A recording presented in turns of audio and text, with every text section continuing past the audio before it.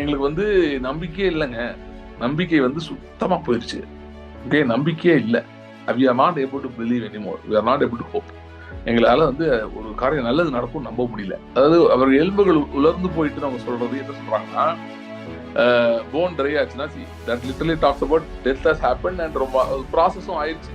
அதாவது dry bone denotes அங்க inanimate nothing to be done, there is nothing, ஒரு வெறும் எலும்பு தான் இருக்கு அப்படின்றது. அந்த ஸ்டேஜுக்கு போயிட்டோம் அப்படிலாம் சொல்றாங்க. நாங்க வந்து எல்லா நம்பிக்கை, ஸோ அவங்க சொல்றது இந்த இடத்துல பாத்தீங்கன்னா அவர்களுடைய நம்பிக்கையே சொல்லுகிறாங்க. they are talking about their hope levels. அவங்க ஹோப் லெவல் வந்து ரொம்ப ரொம்ப நெகட்டிவா இருக்கு. நாங்க வந்து நம்பிக்கை இல்லாத இடத்துக்கு வந்து நாங்கள் கல்லறைக்குள்ள போற மாதிரி ஆயிட்டோங்க, அப்படி இருக்கோம், மிகவும் மோசமான நிலையில் இருக்கிறோம் என்று சொல்லுகிறார்கள். இதை தான் வந்து எசேக்கியேலுக்கு ஆண்டவர் வந்து ஒரு உலர்ந்த எலும்புள்ள பள்ளத்தாக்கு என்று சொல்லிட்டாங்க. ஏதோ ஒரு காரியத்திலே போராடிட்டு இருக்கீங்களா? அதாவது நீங்க எல்லாமே பண்ணியும் என்ன ஒண்ணுமே நடக்க மாட்டேங்குது அப்படின்னு சொல்லிட்டு இருக்கீங்களா? உங்க கண்களுக்கு ஒன்றுமே இன்னைக்கு தெரியவில்லை, அங்க என்ன நடக்குதுன்னே தெரியல, எதுவுமே நடக்க மாதிரி தெரியல, இன்ஃபேக்ட் மோசமாயிட்டு போற மாதிரி தெரியுது. நம்பிக்கை வந்து உலர்ந்து எலும்பு மாதிரியே ஆயிடுச்சு அப்படின்ற சிச்சுவேஷன் நீங்க இருக்கிறீங்களா? அப்படி நீங்கள் இருந்தால் நீங்கள் இன்றைக்கு நல்லா கவனிங்க, நீங்கள் இன்றைக்கு அந்த ஜனங்களை போல பேச வேண்டிய அவசியம் இல்லை என்று சொல்லுங்க. பிசாசு ஒரு விசுவாசி தன் வார்த்தைக்கு வல்லமை இருக்குன்னு தெரிஞ்சு கொள்றதை பார்த்து பயப்படுறான். தங்கள் வாயிலின் வார்த்தைகளின் வல்லமை அறிந்தவர்களை பார்த்து பிசாசு பயப்படுகிறான். அதனால அவன் வந்து நம்மளை ஓவர் நைட் ஒர்க் பண்ணி என்ன பண்ண நம்ப வைக்கிறான்னா, உன் வார்த்தைக்கு வல்லமை இல்லை, உன் வார்த்தைக்கு வல்லமை இல்லைன்னு நம்ப வைக்கிறான். அப்படிப்பட்ட சூழ்நிலைகளையும் காரியங்களை உருவாக்கி கொண்டு வருகிறான். ஆனால் நான் சொல்லுகிறேன், பிசாசுக்கு எதிர்த்து நில்லுங்கள், அப்பொழுது ஓடி போவான். எப்படி எதிர்க்கிறது? திரும்ப திரும்ப பார்த்து சொல்லணும், என் வாயிலே கர்த்தர் வல்லமை வைத்திருக்கிறார், என் வாயிலே கர்த்தர் அதிகாரத்தை வைத்திருக்கிறார், என் வாயிலிருந்து இருபுறமும் கருக்குள்ள பட்டயம் புறப்பட்டு வருகிறது. இன்னைக்கு ஜனங்கள் நிறைய அவங்க சில எசேக்கியேலை தேடுறாங்க. இந்த ஐயா எசேக்கியேல் மாதிரி இருக்காரா, இந்த ஐயா எசேக்கியேல் மாதிரி தீர்க்கதரிசனம் சொல்லுவாரா, இவர் சொல்லாரா? நீங்க தான் இன்றைக்கு எசேக்கியேல். ஏனென்றால் தேவ ஆவி உங்களுக்கு அருளப்பட்டு இருக்கிறது. ஆகவே நீங்களே அந்த எசேக்கியேல். உங்கள் சூழ்நிலையை பார்த்து ஜெயத்தை பேசுகிற எசேக்கியேல் நீங்கள் தான்.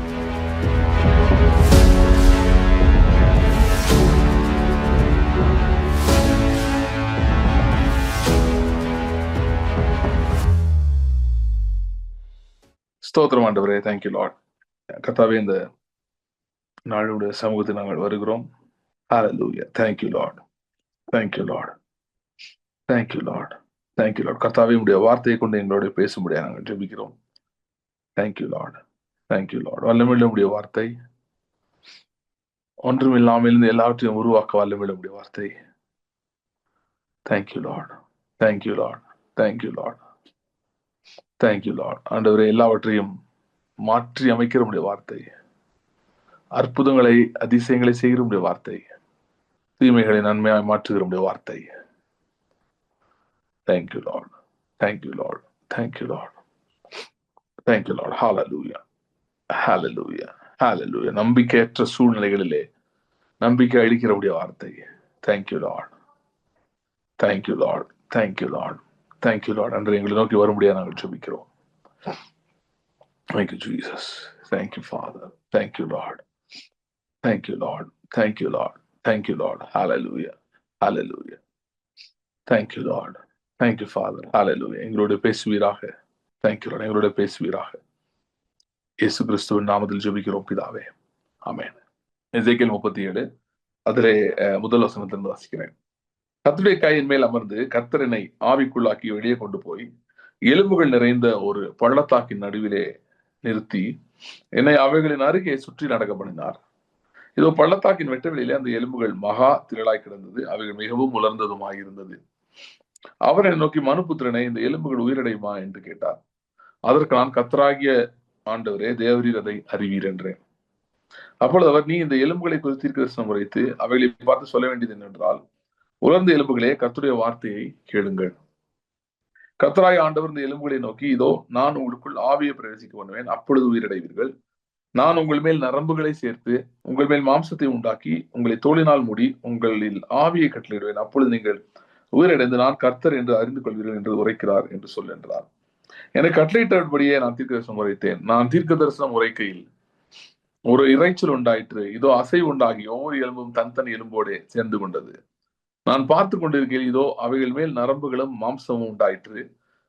மேற்புறம் எங்கும் தோலினால் மூடப்பட்டது, ஆனாலும் அவைகளில் ஆவி இல்லாதிருந்தது.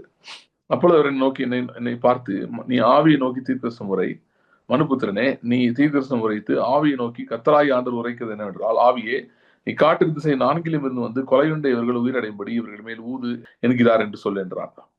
எனக்கு கற்பிக்கப்பட்டபடியே நான் தீர்க்கதரிசனம் உரைத்தேன். அப்பொழுது ஆவி அவர்களுக்குள் பிரவேசிக்க அவர்கள் உயிரிழந்து காலூன்றி மகா பெரிய சேனையாய் நின்றார்கள்.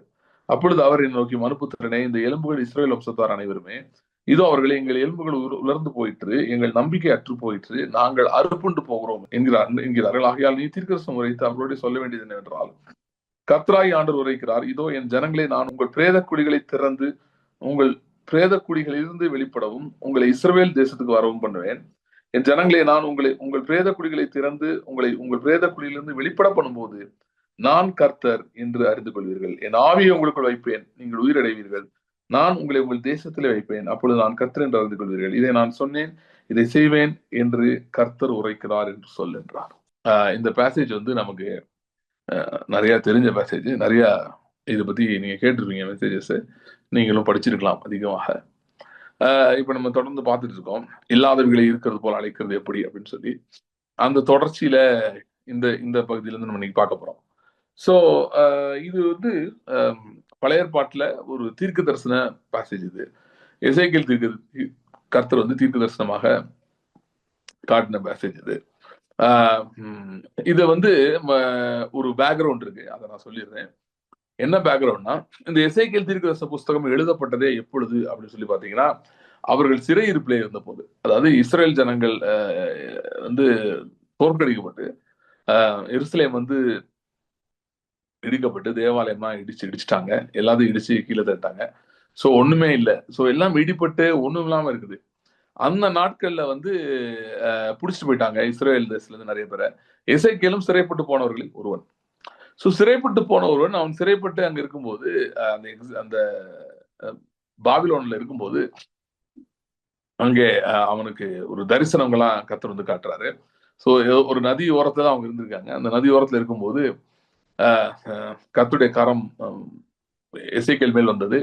வந்து எசேக்கியேலுக்கு அநேக காரியங்களை கர்த்தர் காட்ட ஆரம்பித்தார், போதிக்க ஆரம்பித்தார். குறிப்பா நிறைய தரிசனங்கள், தீர்க்க தரிசனங்கள் அதெல்லாம் கொடுக்க ஆரம்பிச்சாரு. ஸோ அதுல நிறைய வித்தியாசமான தீர்க்க தரிசனங்கள் இருக்கிறது. அதுல ஒரு குறிப்பிட்ட தீர்க்க தரிசனத்தை பத்தி தான் இப்ப நம்ம பாக்குறோம். இது குறிப்பா என்னன்னா, அந்த சிறையிருப்பு சம்பந்தப்பட்ட தீர்க்க தரிசனம் தான். அதாவது இவங்க சிறை கைதிகளாக இருக்கிறார்கள். இவர்கள் வந்து எருசலேமிலே இருந்து கொண்டு போகப்பட்டு பாபிலோன்ல பல வருஷங்களா இருக்காங்க. ஆனா ஆண்டவர் என்ன சொல்லுகிறாருன்னா, இவர்கள் பல வருஷமாய் சிறைப்பட்டிருக்கிற இடங்களிலிருந்து எப்படி இவர்களை விடுதலையாக்க போகிறேன் என்று சொல்லுகிறார். சரியா? சோ எருசலேமுக்கு அவங்க மறுபடியும் வருவாங்க, அவங்களை அவர்கள் தேசத்தில் திரும்ப கொண்டு வரேன் அப்படி சொல்றாரு. இன்ஃபேக்ட் நீங்க பாத்தீங்கன்னா, முன்னாடி இருக்க பேசேஜ் 35, 36 இந்த அதிகாரங்கள் படிச்சாலுமே இதே தீம் தான் வருது. அதாவது எப்படி கர்த்தர் வந்து சிறையிருப்பிலிருந்து விடுதலை ஆக்குறவர், எப்படி விடுதலையாக்கி மறுபடியும் அவர்களை அவர்கள் தேசத்தில் கொண்டு போய் சேர்க்கிறார் அப்படின்ற தீம், அந்த தீம் தான் தொடர்ந்து வருகிறதை நான் பார்க்க முடியும். அதை பத்தி தான் இந்த பேசேஜ்ல சொல்லிட்டே இருக்காரு. திரும்ப திரும்ப அதை பல ஆங்கிள் சொல்றாரு. சோ இந்த இடத்துல பாத்தீங்கன்னா, எப்படி சிறையிருப்பிலிருந்து கர்த்தர் எப்படி விடுதலை ஆக்குகிறார் என்பதை பற்றி இங்கே சொல்லப்பட்டிருக்கிறது. சிறையிருப்பிலிருந்து எப்படி விடுதலை ஆக்குகிறவர் அப்படின்னு. அதாவது சிறையிருப்புனா சாதாரண சிறையிருப்பு இல்ல. எப்படிப்பட்ட சிறையிருப்பு என்றால், இவர்கள் வந்து அவங்க சொல்ற ஸ்டேட்மெண்ட்ஸை பாருங்க, நம்ம படிச்சோம். அவங்க வந்து சொல்றாங்க, நாங்கள் வந்து we are about to die அப்படி சொல்றாங்க. ஏன்னா இவங்க சிறைப்பட்டு கொண்டு போகப்பட்ட இடத்துல lot of things were not comfortable. அங்க நிறைய காரணம் உங்களுக்கு ஏற்றாறு போல இல்லை. இவங்க தேசத்துல வருஷமா வழக்கமா இருந்ததை விட இப்ப வந்து ரொம்ப மோசமா இருக்கு, வித்தியாசமா இருக்கு இந்த தேசம். கலாச்சாரம் வேற, அங்க இருக்கிற மக்கள் வேற, அங்க இருக்கிற நிலைமை வேற. இவர்கள் ஒரு சுயாதீன மக்களா இருந்தாங்க, இப்ப இவர்கள் ஆளப்பட்டு கொண்டிருக்கிறார்கள். ஸோ இப்படி நிறைய அசௌகரியங்கள், லாட் ஆஃப் டிஸ்கம்ஃபர்ட் அப்படிலாம் இருக்குது. அது மட்டும் இல்ல, நிறைய அதை தவிர ரொம்ப கிரேவ் சிச்சுவேஷன்ஸ் இருக்கு. கிரேவ் சிச்சுவேஷன் ரொம்ப ரொம்ப பயங்கரமான சிச்சுவேஷன்ஸ். இதுல இருந்து வெளியே வர முடியுமா என்னெல்லாம் தெரியல, அப்படி இருக்கு, ரொம்ப மோசமா இருக்கு. அவங்க எதுக்கு ஈக்குவேட் பண்றாங்கன்னா, we are in the graves அப்படின்றாங்க. அவங்க சொல்றாங்க, நாங்கள் அறுப்புண்டு போகிறோம். அந்த வசனம் பாருங்க 37ல, இஸ்ரேல் வம்சத்தார் அனைவருமே அவர்கள் சொல்றாங்க, எங்கள் எலும்புகள் உலர்ந்து போயிட்டு, எங்கள் நம்பிக்கை அற்று போயிற்று, நாங்கள் அறுப்புட்டு போகிறோம் என்று சொல்லுகிறார்கள். அவங்க என்ன சொல்றாங்கன்னா, எங்களுக்கு வந்து நம்பிக்கையே இல்லைங்க, நம்பிக்கை வந்து சுத்தமா போயிடுச்சு. ஓகே, நம்பிக்கையே இல்லை. we are not able to believe anymore, we are not able to hope. எங்களால வந்து ஒரு காரியம் நல்லது நடக்கும் நம்ப முடியல. அதாவது அவர்கள் எலும்புகள் உலர்ந்து போயிட்டு அவங்க சொல்றது என்ன சொல்றாங்கன்னா, போன் ட்ரை ஆச்சுன்னா that literally talks about death has happen and ரொம்ப ப்ராசஸும் ஆயிடுச்சு. ஃபர்தர் ப்ராசஸிங்லாம் நடந்த பிறகுதான் அந்த டீக்ரேடேஷன், பயோ டீக்ரேடேஷன்லாம் நடக்குது இல்லை. ஸோ அதெல்லாம் நடந்து முடிஞ்ச பிறகுதான் அது ட்ரை போன் ஸ்டேட்டஸ்க்கு போகும். அது ட்ரை போன் டினோட்ஸ் அங்க inanimate nothing to be done, there is nothing, ஒரு வெறும் எலும்பு தான் இருக்கு அப்படின்றது. அந்த ஸ்டேஜுக்கு போயிட்டோம் அப்படிலாம் சொல்றாங்க. நாங்க வந்து எல்லா நம்பிக்கை, ஸோ அவங்க சொல்றது இந்த இடத்துல பாத்தீங்கன்னா அவர்களுடைய நம்பிக்கையே சொல்லுகிறார்கள். தேர் talking about their hope levels. அவங்க ஹோப் லெவல் வந்து ரொம்ப ரொம்ப நெகட்டிவா இருக்கு.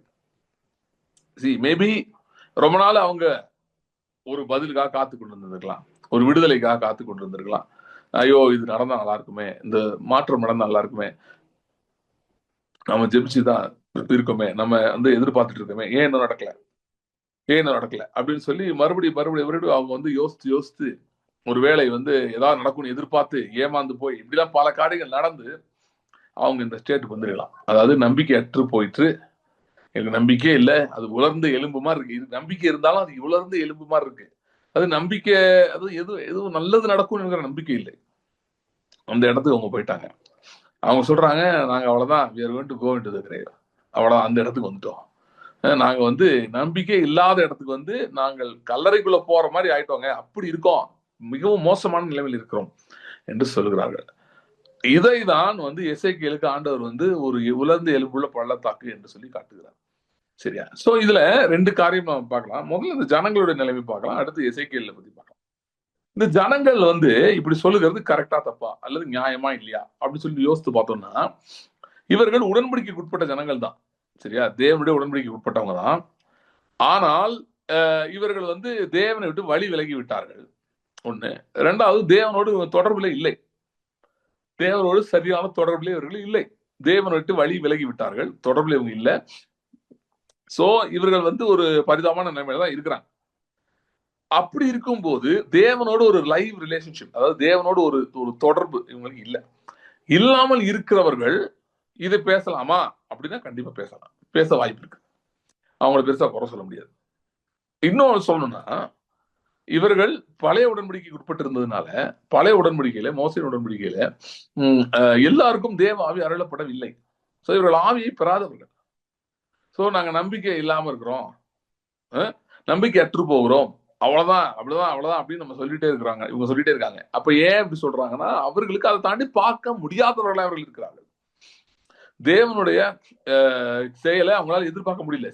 அவங்க என்ன நினைக்கிறாங்க, நான் பண்ண தப்புனாலே இப்படி ஆயிடுச்சு, நாங்கள் தீமைக்கு நாங்க தான் எதுவாயிட்டோம், நாங்க காரணர் ஆயிட்டோம், நாங்க தேவனுடைய கட்டளைகளை கீழ்ப்படியா, தேவன் சொன்னதுக்கு நாங்க எதிர்த்து பேசணும், தீர்க்கதரிசிகள் சொன்னதை கேட்கல, யார் சொன்னதுமே கேட்கல, அதனால எங்களுக்கு இப்படிப்பட்ட ஒரு நிலைமை வந்து விட்டது, இப்படி சிச்சுவேஷன் வந்துருச்சு அப்படின்னு சொல்றாங்க.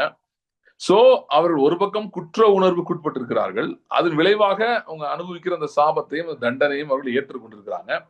அப்புறம் தேவ ஆவி அவங்களுக்கு அருளப்படாதனால, அவங்களுக்குள்ள தேவாவி இல்லாதனால அவர்கள் வந்து நாங்கள் அறுப்புண்டு போகிறோம், எங்கள் பலனற்று போகிறது என்று அவர்கள் சொல்லுவது நியாயமானது. அவங்க சொல்லலாம், சொன்னா அது ஒன்றும் குறை சொல்ல முடியாது. யாரும் ஏன் அவங்க இப்படி சொல்றாங்க அப்படின்னு சொல்ல முடியாது. சரியா? சோ முதல் காரியம் நான் சொல்ல விரும்புவது என்னன்னா, ஒருவேளை நீங்கள் இப்படி சூழ்நிலையில் இன்னைக்கு இருக்கிறீங்களா? ஏதோ ஒரு காரியத்திலே போராடிட்டு இருக்கிறீங்களா? அதாவது நீங்க எல்லாமே பண்ணியும் என்ன ஒண்ணுமே நடக்க மாட்டேங்குது அப்படின்னு சொல்லிட்டு இருக்கீங்களா? உங்க கண்களுக்கு ஒன்றுமே இன்னைக்கு தெரியவில்லை, அங்க என்ன நடக்குதுன்னே தெரியல, எதுவுமே நடக்க மாதிரி தெரியல, இன்ஃபேக்ட் மோசமாயிட்டு போற மாதிரி தெரியுது, நம்பிக்கை வந்து உலர்ந்து எலும்பு மாதிரியே ஆயிடுச்சு அப்படின்ற சிச்சுவேஷன் நீங்க இருக்கிறீங்களா? அப்படி நீங்கள் இருந்தால் நீங்கள் இன்றைக்கு நல்லா கவனிங்க, நீங்கள் இன்றைக்கு அந்த ஜனங்களை போல பேச வேண்டிய அவசியம் இல்லை என்று சொல்லுகிறேன். பேச வேண்டாம் நான் சொல்ல, பேச வேண்டாம் தான், ஆனா பேச அவசியம் இல்லை என்று சொல்லுகிறேன்.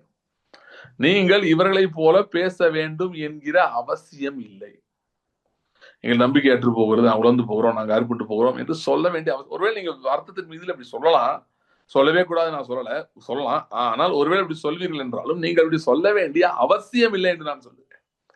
நீங்க சொல்லலாம், இல்ல பிரதர் உண்மைதான், எங்களுக்கு அப்படிதான் இருக்கு, நாங்க சில காரியங்களை எதிர்பார்த்து மிகவும் வருத்தப்பட்டு இருக்கிறோம், இந்த நாளைக்கு நடக்கும், நாளை கழிச்சு நடக்கும், அடுத்து நாளைக்கு ஒரு புதிய நாளாக இருக்கும், நாளை கழிச்சு புதிய நாளாக இருக்கும் நாங்க நம்புறோம். ஆனா அப்படி ஒவ்வொரு நாளும் அது நடக்காமல் அப்படியே கால தாமதம் ஆகிக்கொண்டே போகும்போது, அந்த ஹோப் டிஃபர் ஆயிட்டே போகும்போது, நம்பிக்கை வந்து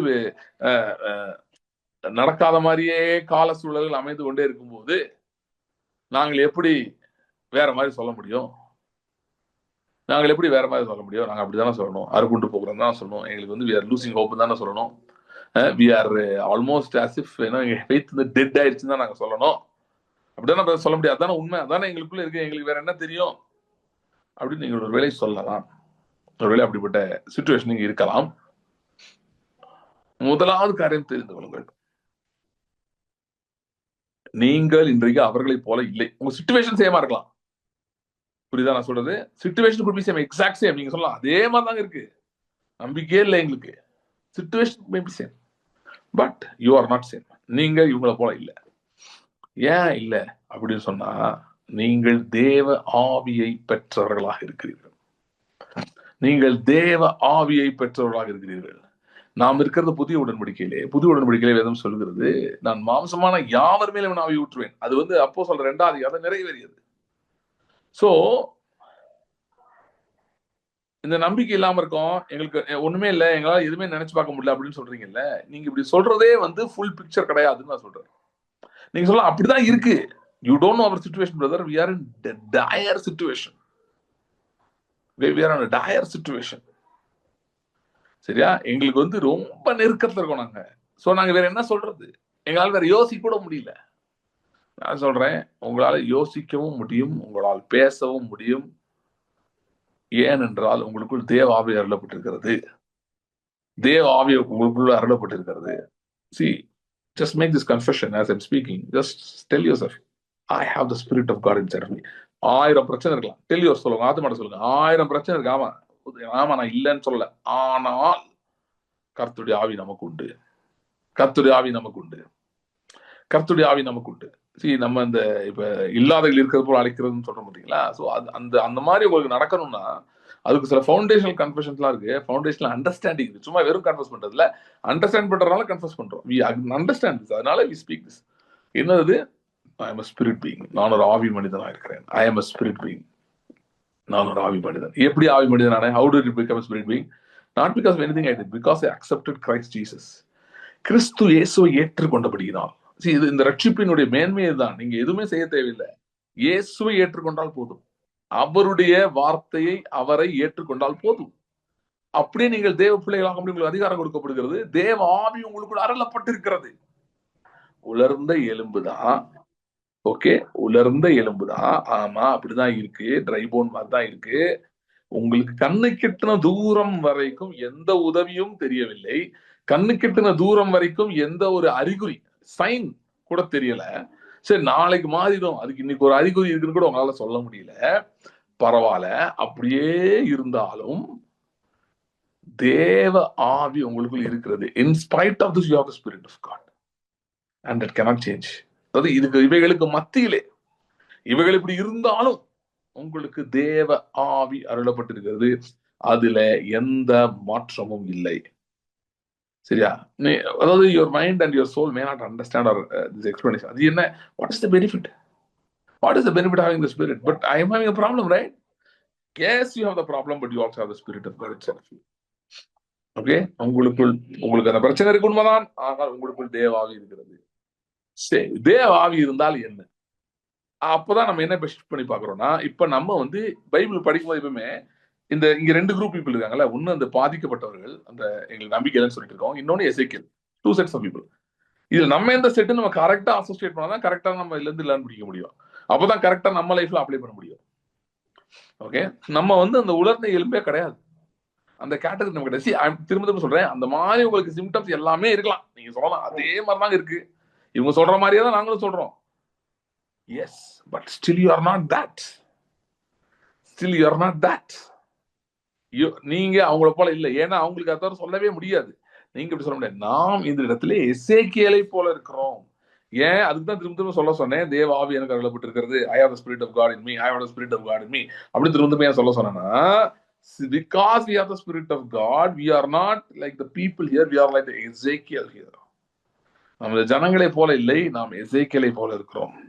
எசேக்கியேலை போல இருக்கிறோம்னா என்ன அப்படின்னா, நாம் தேவ ஆவியை பெற்றவர்கள். அப்படின்னா என்ன அர்த்தம் அப்படின்னா, we have a direct access to the throne of God. தேவனுடைய சிங்காசனத்துக்கு நமக்கும் நேரடி தொடர்பு இருக்கிறது நம்முடைய ஆவியின் மூலமாக. Okay, we have direct access to the throne of God through the Spirit. அது மட்டுமல்ல, ஆவி இருக்கிறதுனால நமக்கு தேவனுடைய நேச்சர், தேவனுடைய தன்மையோடு நேரடி தொடர்பு இருக்கிறது. ரெண்டு விஷயம். ஒன்னு, we have access to the throne of God, and then we have the access to the nature of God. தேவனுடைய தன்மையோடு நமக்கு தொடர்பு இருக்குது. தேவ தன்மையோடு இருக்கிற தொடர்பு, the access you have with the nature of God. அது என்ன பண்ணுதுன்னா, உங்களை முதலாவது அமர்ந்திருக்க செய்கிறது. It makes you to sit quietly, not get agitated over what's going on. என்ன நடக்குன்ற பத்தி பதட்டப்படாமல், டென்ஷன் ஆகாம உங்களை அமைதியாக இருக்க வைக்கிறது. சங்கீதம் 46 சொல்லுகிறது, பூமி அதிர்ந்தாலும் பர்வதங்கள் குலுங்கி அதிர்ந்து அது பெருக்கினால் பர்வதங்கள் அதிர்ந்தாலும் நாம் பயப்படவே மாட்டோம். ஏனென்றால் நமக்கு ஒரு நதி உண்டு. There is a river. There is a river. நமக்கு ஒரு நதி உண்டு. அது உன்னதமான வாசம் பண்ணும் பரிசுத்த ஸ்தலத்தை சந்தோஷிப்பிக்கும். தேவன் அது நடுவில் இருக்கிறார், அது அசையாது. அதிகாலையிலே அவர் அதற்கு சகாயம் பண்ணுவார். ஜாதிகள் கொந்தளித்தது, ராஜ்யங்கள் தத்தளித்தது. அவர் தமது சத்தத்தை முழங்க பண்ணினார், பூமி உருகி போயிற்று.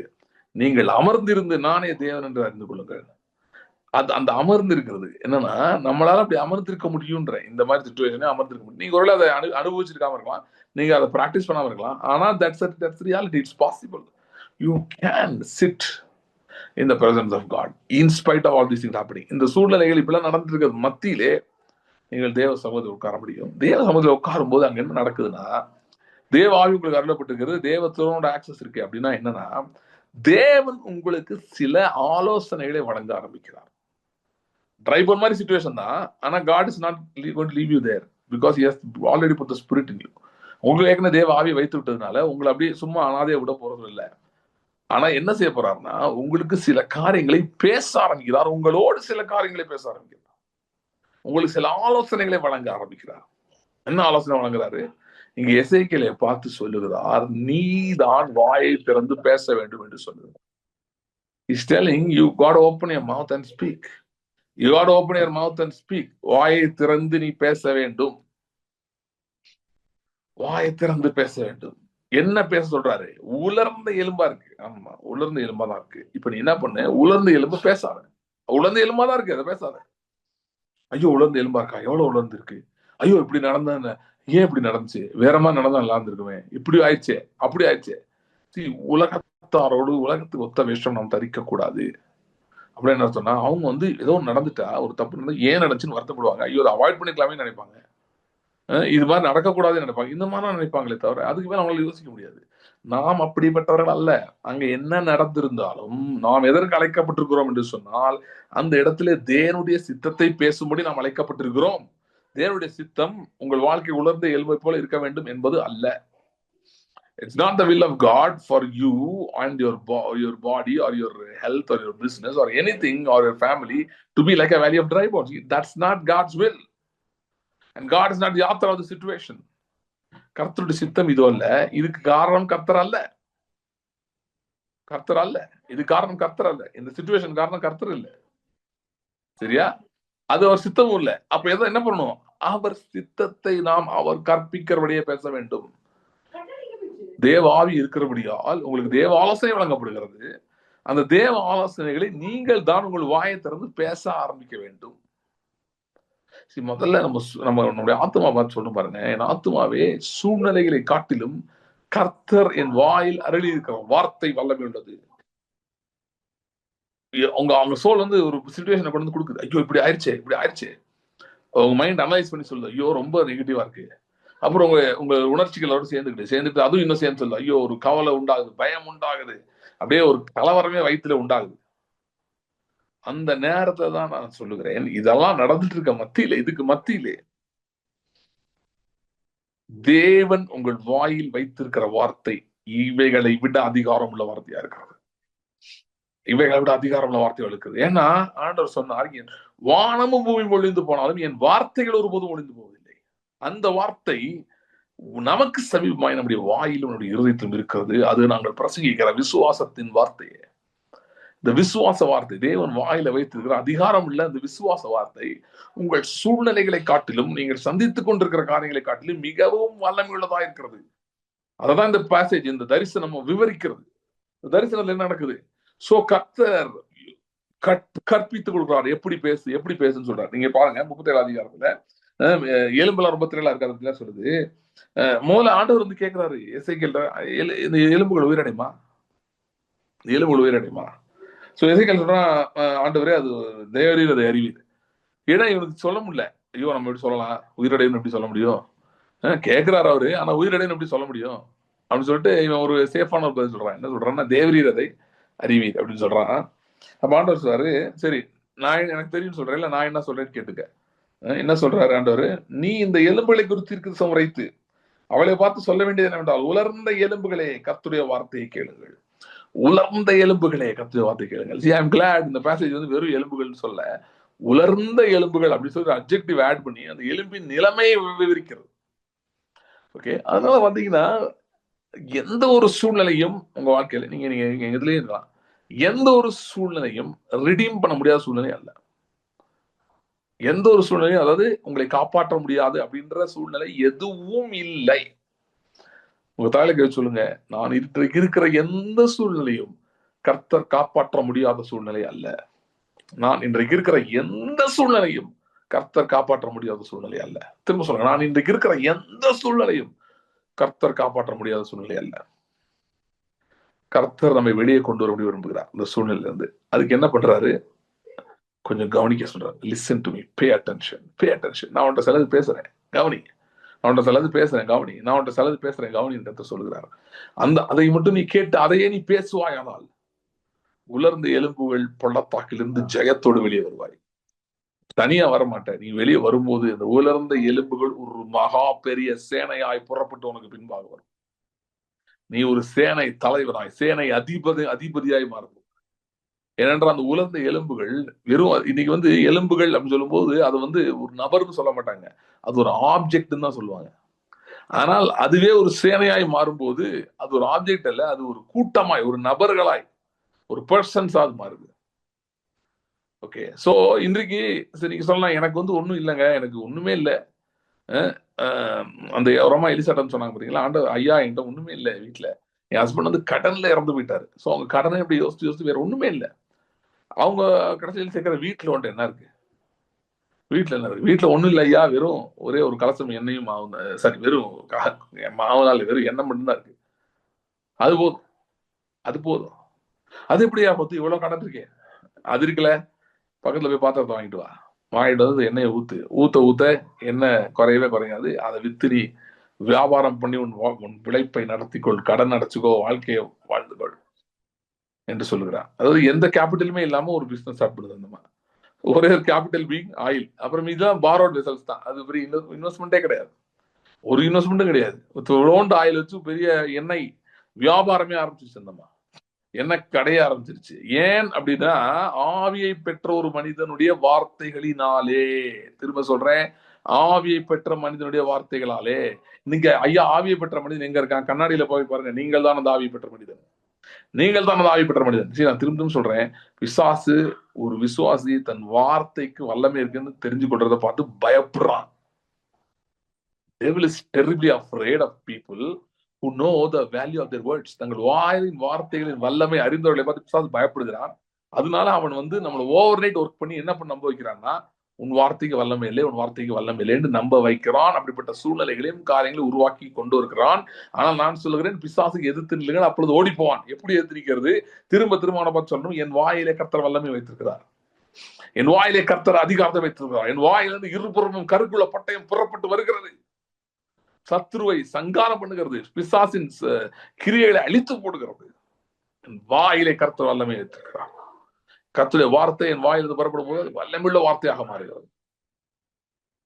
ஓகே, சோ ஆவியை பெற்று இந்த எசேக்கியேலோடு கர்த்தர் பேச ஆரம்பிக்கிறார். முதல்ல என்ன சொல்றாரு? விபத்திற்கு முறை உரைத்து சொல்லு. என்ன சொல்லு? உலர்ந்த எலும்புகளே கர்த்தருடைய வார்த்தையை கேளுங்கள்.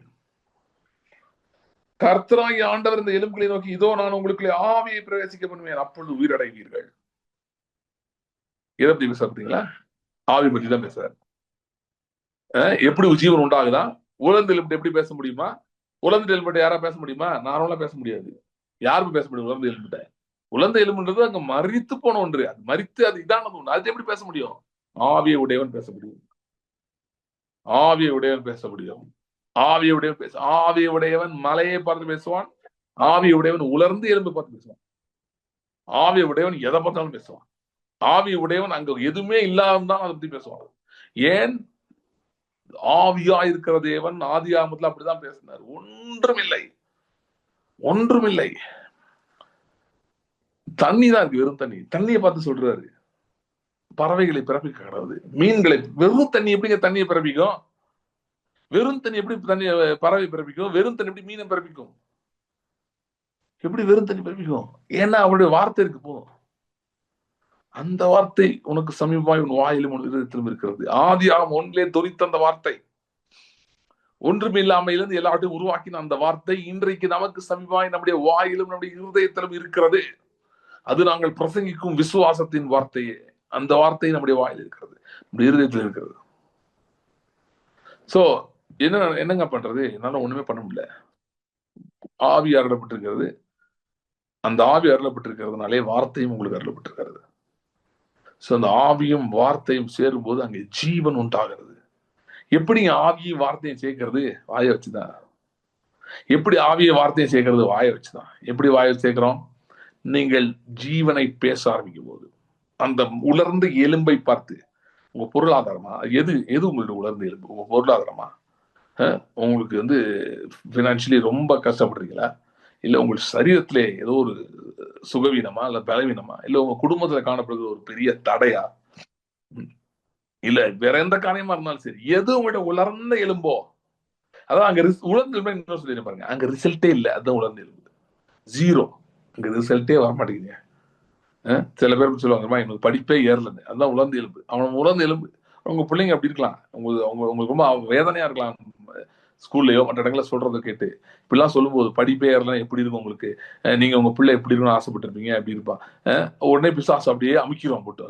ஐயோ எனக்கு மட்டும் இப்படி ஆயிடுச்சு, யாருக்குமே இப்படி இல்லையே, ஆண்டவர் ஏன் இப்படி பண்ணாரு, என்ன ஏன்? இதெல்லாம் பிசாசுகளால் உண்டாகிறது. இது ஆவி இல்லாத மனிதன் இதை சொல்லி அழுகிறது ரைட் இருக்குது. அவன் அழலாம், ஏன்னா அவனுக்கு உண்மையிலே வேற நம்பிக்கை இல்லை. நாம் அப்படி இல்லை. இந்த சூழ்நிலையவே மாற்றக்கூடிய விசுவாசத்தின் வார்த்தை வாயிலுடையவர்களாக நாம் இருக்கிறோம். எசேக்கியேலை போல இன்னைக்கு ஜனங்கள் நிறைய அவங்க சில எசேக்கியேலை தேடுறாங்க. இந்த ஐயா எசேக்கியேல் மாதிரி இருக்காரா? இந்த ஐயா எசேக்கியேல் மாதிரி தீர்க்கதரிசனம் சொல்லுவாரா? இவர் சொல்லாரா? நோ, நீங்க தான் இன்றைக்கு எசேக்கியேல். ஏனென்றால் தேவ ஆவி உங்களுக்கு அருளப்பட்டு இருக்கிறது. ஆகவே நீங்களே அந்த எசேக்கியேல். உங்கள் சூழ்நிலையை பார்த்து ஜெயத்தை பேசுகிற எசேக்கியேல் நீங்கள் தான். சில பேர் சொல்றாங்க, இல்ல பிரதர் நான் ரொம்ப வெயிட் பண்ணி பார்த்துட்டேன், இன்னும் ஆண்டவர் ஒண்ணுமே செய்யல. ஆண்டவர் ஒண்ணும் செய்ய மாட்டார், நீங்க தான் செய்யணும். இப்ப நீங்க தான் வாயை திறந்து பேசணும். சரி பிரதர், இதெல்லாம் கரெக்ட் தான், ஆனா சொல்லி நடக்கலாம். சொல்றது மட்டும்தான் நம்ம வேலை, செய்யறது அவர் வேலை. சொல்றது மட்டும், திரும்ப சொல்றேன், சொல்றது மட்டும்தான் நம்ம வேலை, செய்யறது அவர் வேலை.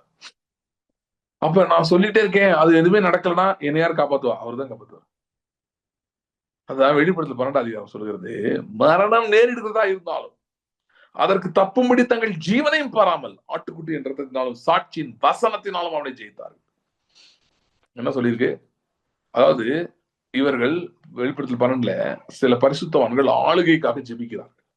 ஆளுகை பெற்றுக்கொண்டு ஜெபிக்கிறாங்க. ஆளுகை பெற்றுக்கொண்டு ஜெபிச்சா ஆளுகை வரும்னு பார்த்தா உபத்திரம் வருது, பிரச்சனை வருது, ரொம்ப அவங்களை ஓவர்வெல் பண்ணுது. ஒரு பாயிண்ட்ல அவங்களுக்கு தோணி இருக்கு, நம்ம பேசாம ஏதாவது இந்த மாதிரி எதுக்கு ஜெபம் பண்ணணும், இதெல்லாம் நிறுத்திடுவோம், நம்ம எதுவும் நடக்காது, நடக்கிற மாதிரி தெரியல, அட்லீஸ்ட் ஜோமனாவே இருந்தாலும் கொஞ்சம் நல்லா இருக்கு, இதுக்காக ஜோமன் ஆரம்பிச்சா அந்த பிரச்சனை வந்துச்சு அப்படின்ற இடத்துக்கு அவங்க வந்தாங்களா ஒரு சூழ்நிலைக்கு. ஆனா அவர்களுக்கு முடிவெடுத்தார்கள், இல்ல மரணமே நேரிடுவதா இருந்தாலும், அதாவது நம்ம காத்திருந்து ஒண்ணுமே நடக்காம நம்ம இறந்தே போயிட்டா கூட, அப்படி ஒரு பாசிபிலிட்டி வந்தா கூட நாங்கள் அதுக்கு இறங்கி போக மாட்டோம். எங்கள் விசுவாச அறிக்கையை விட்டு விலக மாட்டோம். எங்களுக்கு கர்த்தர் ஆளுகை வாக்கு பண்ணி இருக்கிறார், பூமியில அரசாடுவோம் என்று புதிய பாட்டை பாடினார்கள் அவர்கள். இல்ல, நாங்க அப்படிதான் கண்டினியூ பண்ண போறோம். We are going to continue in that same line. இது வாக்கு பண்ணியிருக்கிறார் கர்த்தர், அதுபடியே நாங்க தொடர போகிறோம். இதுல நாங்க நிக்க போகிறோம். என்ன நடந்தாலும் சரி, சாத்திர ரமேஷ் ஆபத்து சொன்ன மாதிரிதான், நெருப்பு நீ தூக்கி போட்டா போட்டிக்கோ, ஆனா நான் மாத்த மாட்டேன் ஸ்டேட்மெண்ட்.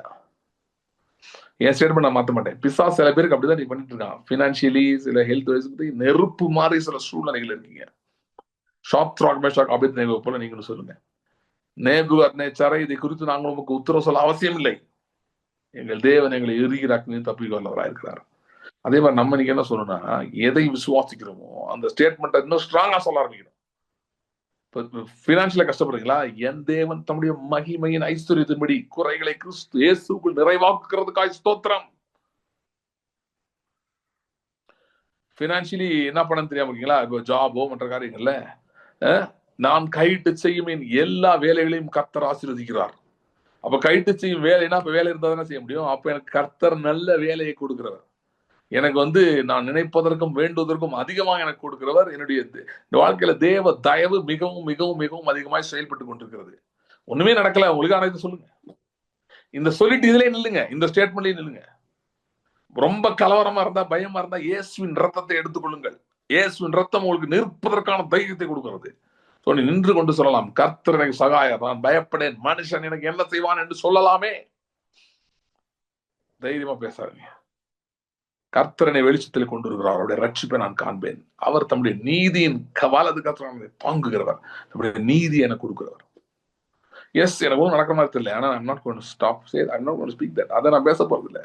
எசேக்கியேல் பேசினது போல, உலர்ந்த எலும்புள்ள பள்ளத்தாக்களே நான் ஆவியை அழைக்கிறேன், நான் அது மாம்சத்தை அழைக்கிறேன், நரம்புகள் உண்டாகும்படி அழைக்கிறேன், முடிவாக ஒரு மிகப்பெரிய சேனையாய் எழும்பி நிற்கும்படி நான் அழைக்கிறேன். Your today's dry bone is your tomorrow's army. Your today's dry bone is your tomorrow's army. இன்றைக்கு நீங்கள் சந்திக்கிற உலர்ந்த எலும்புதான் நாளைக்கு உங்களுடைய மகா பெரிய சேனை. எந்த ஏரியா உங்களை பயமுறுத்தி வச்சிருக்கு? எந்த ஏரியா உங்களுக்கு ஒண்ணுமே நடக்கல அப்படின்னு ஸ்தம்பிச்சு போக வச்சிருக்கு? எந்த ஏரியால நீங்க அவமானத்தையும் வெட்கத்தையும் மறுபடியும் மறுபடியும் மறுபடியும் சந்தித்துக் கொண்டிருக்கிறேன்னு சொல்றீங்கல்ல, அதுதான் உலர்ந்த எலும்பு. ஆனால் இன்றைக்கு இருக்கிற உங்களுடைய உலர்ந்த எலும்பு நாளைக்கு உங்களுடைய பலத்த சேனை. பலத்த சேனை. You will have an army that you will command, because that army was created by your words. உங்கள் கட்டுப்பாட்டுக்குள் இயங்குகிற ஒரு ராணுவம் இருக்கிறது, உங்களுக்கு இருக்கிறது. இப்போ பின்னாடி வரப்போகுது, நீங்க போராடத்துல அது வரப்போகுது. போராடத்துல அந்த ராணுவத்தின் கிரியைகள் இருக்கும். ஏன் அந்த ராணுவம் அப்படி இருக்குன்னா, அந்த ராணுவத்தை உருவாக்கினதே நீங்கள் தான். உலர்ந்த எலும்புள்ள அந்த பள்ளத்தாக்கு எப்படி ஒரு பெரிய சேனை நினைச்சோ, அப்படியே ராணுவங்கள், உலர்ந்த எலும்பா இருக்கிறவைகளை உங்கள் வார்த்தையினாலே கர்த்தர் ராணுவங்களாக மாற்றுகிறார். சில பேர் சொல்றீங்க, நான் ரொம்ப அழுது பார்த்தேன், ரொம்ப ஜோமன் பார்த்தேன், ஆண்டவர் ஏன் எனக்கு இறங்கவே மாட்டேங்கிறார். நோ, இந்த முறை நீங்கள் உங்கள் வார்த்தையினாலே பேசி ஜெயிக்க வேண்டும் என்று விரும்புகிறார். ஒரு காரியத்தை சொல்லிட்டு முடிக்கிறேன். ஆபிரகாமுக்கு எலியேசர் நான் முதல்ல வீட்டு வேலைக்காரனா தான். ஆபிரகாம் குழந்தை இல்லை. சோ ஆபிரகாம் நினைச்சான், பேசாம எலியேசர் இருக்கட்டும் அப்படின்னு. அதுக்கப்புறம் கொஞ்ச நாள் கழிச்சு இஸ்மேல் வந்துட்டான். அப்ப ரொம்ப தைரியம் வந்துருச்சு ஆபிரகாமுக்கு. எலியேசர் கூட எனக்கு ரத்த சொந்தம் கிடையாது, எலியேசர் வேலைக்காரன் தான், ஆனா ரத்த சொந்தம் ஒருத்தன் வந்துட்டான். இப்ப ஐசக்கு இஸ்மேல் வந்துட்டான். இஸ்மேல் ஆண்டவர்கிட்ட ரொம்ப சந்தோஷமா அப்புறம் சொல்றான், ஆண்டவர் இஸ்மேல் அவங்க முன்பாக பிழைப்பானாக அப்படின்னு அர்த்தம். ஆண்டவர் இஸ்மேலை ஆசீர்வதிங்க, எனக்கு நான் ஒருத்தன் தான் இருக்கான், என்னோட பிளட்னு அவனை தான் சொல்ல முடியும், அதனால அவனை ஆசீர்வதிங்க அப்படின்னு கேட்கறான். இப்ப கர்த்தர் சொல்றாரு, இவன் உன்னுடைய சுதந்திரவாளி அல்ல. அது எலியேசர் பத்தி வரும்போது சொல்லுவாரு, இவனுடைய சுதந்திரவாளி அல்ல, உன் கர்ப்ப பிறப்பா இருப்பவனோட சுதந்திரவாளி. அதுக்கப்புறம் பின்னாடி சொல்றாரு, உனக்கும் சாராளுக்கும் பிறப்பவன் தான் சுதந்திரவாளி. அதை வச்சு நான் இன்னைக்கு என்ன சொல்றேன்னா, ஏதோ தானாய் நடந்தவைகள் உங்களுடையவைகள் அல்ல. சில நம்ம சாட்சி சொல்றோம், எப்படி நடச்சுன்னே தெரியல, எப்படியோ நடந்துருச்சு, கர்த்தர் காப்பாத்திட்டார்.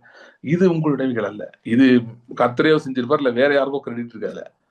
ஆனால் நீங்கள் சொல்லி பெற்றுக்கொள்றதுக்குல, நீங்கள் அறிக்கை செய்து சொல்லி பெற்றுக்கொள்றதுக்குல, அதுதான் உங்களுடைய ஈசாக்கு. சோ எந்த காரியம் உலர்ந்து எலும்பா இருக்கும் இன்னைக்கு, அதை பார்த்து பேச ஆரம்பிங்க. அதுவே உங்களுடைய ஈசாக்காய், உங்களுடைய ஆசீர்வாதமாய் மாறப்போகிறது. அதுவே உங்களுடைய சுதந்திரமாய் மாறப்போகிறது. அதுவே உங்களுடைய, அதாவது நீங்க எந்த விஷயத்துல மிகவும் வாழ்க்கை அடிபட்டு மற்றவர்களால் தூஷிக்கப்பட்டீர்களோ, அவமானமாக நிந்தையாக பேசப்பட்டீர்களோ, அந்த காரியங்களை கர்த்தர் எடுத்து அதிலே உங்களை ஜெய வீரனாக, ஜெயம் உள்ளவனாக கர்த்தர் மாட்டுகிறார். அதே காரியத்துல எதுல நீங்கள் அவமானப்பட்டீங்களோ, எங்க இது பண்ணீங்களோ அங்கே அதுவே உங்களுடைய உலர்ந்த எலும்பா இருக்கு. சோ அதனால அந்த அவமானப்பட்ட ஏரியா பார்த்து பயந்து ஓட வேணாம். அது சில பேர் சொல்றாங்க, அது நினைச்சாலே ஒரு மாதிரி இருக்கு பிரதர். இன்னொன்னு, ஒன்னும் பயப்படாதீங்க. அதை ஞாபகத்துக்கே கொண்டு வாங்க. நீங்களே கொண்டு வாங்க. அது என்ன ஞாபகத்துக்கு வர்றது? நீங்களே ஞாபகப்படுத்துங்க. அதை ஞாபகப்படுத்தி கொண்டு வந்து அதை பார்த்து பேசுங்கள். தாவீது சொன்னது போல, ஒரு விசை சிங்கம் வந்துச்சு, ஒரு விசை கரடி வந்துச்சு, ஆட்டை பிடித்து கொண்டு போனது. ஆனால் இந்த 2 முறையும் கர்த்தரனை தப்புவித்தார். இந்த விருத்த சேதனம் இல்லாத பெலிஸ்தனும் வேலை ஒன்றை போல இருப்பான். விருத்த சேதனம் இல்லாத பெலிஸ்தன்னா தேவன் அனுமதிக்காதவன். தேவன் அவனை கொண்டு வரல. தேவனுக்கு அவனுக்கும் தொடர்பு இல்லை. இவன் எப்படி என்னை ஜெயிக்க முடியும்? சோ இந்த உலர்ந்து எலும்புள்ள பள்ளத்தாக்கு உங்களுக்கு இன்னைக்கு ஒருவேளை அப்படி இருக்கலாம், கோலியாத்தை போல இருக்கலாம். ஆனால் தாவீதை போல நீங்க சொல்லுங்க, அன்றைக்கு சிங்கத்தின் வாய்க்கும் கரடியின் வாய்க்கும் என்னையும் என்னுடைய ஆட்டையும் தப்புவித்த தேவன் இன்றைக்கு இந்த கோலியாத் முன் எனக்கு ஜெயத்தை தருவார். சரியா? நம்ம ஜெபிக்கலாம், கண்களை மூடுவோம். உங்களுடைய உலர்ந்த எலும்புவை இப்ப ஞாபகப்படுத்திக்கோங்க. இப்பவே நம்ம பேச போறோம். உலர்ந்த எலும்பு பார்த்து பேச போறோம்.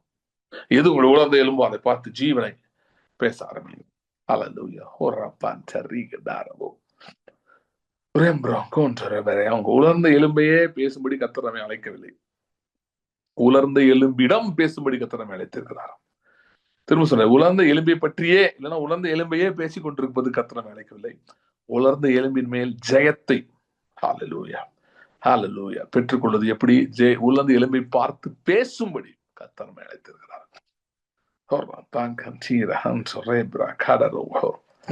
Rimbro coda rombro cante riga dara vanta robro kedara huntero. Thank you, Heavenly Father. Thank you, Heavenly Father. Ribra kadaro. Ribro conto rimba candu rubro kidira granda rabadara brancadorum. Hallelujah. Hallelujah. Ramba canto rubra kenda riga dara bonto rebra kadara verandero. Thank you, Heavenly Father. Thank you, Heavenly Father. Hallelujah. Hallelujah. Lord, this time we bring forth our Jordan, our hallelujah, our dry bones before you. Hallelujah. Under எங்களுடைய உலர்ந்த எலும்புகளை ரீபா can't ரூப்ரோ கேன்ட்ரோ அன்றைய உலர்ந்த எலும்புகளை எங்கள் கண்களுக்கு முன்பாக இந்த கொண்டு வருகிறோம். Hallelujah. Whatever area is that, hallelujah, bring it before your eyes.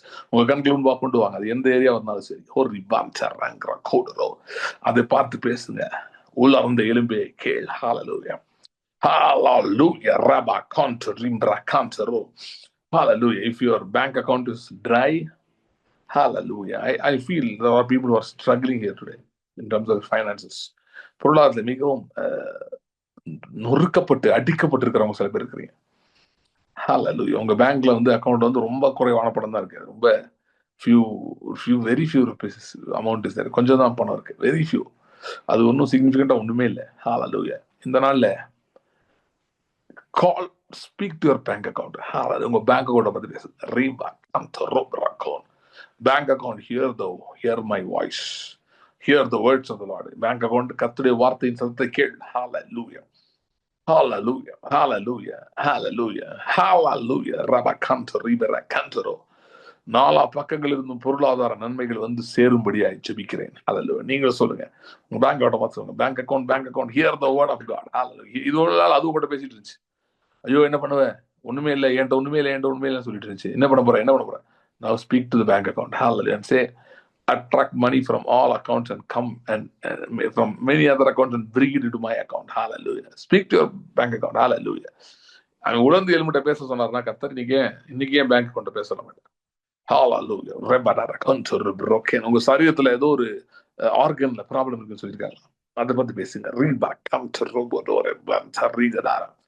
Hallelujah. Call forth your miracle. Call forth your miracle. Hallelujah.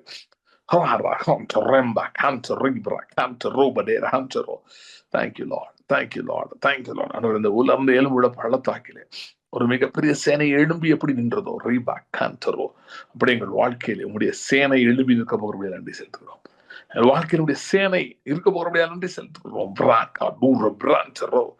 Lord, I declare this time and season as seasons of great wealth transfer. Hallelujah.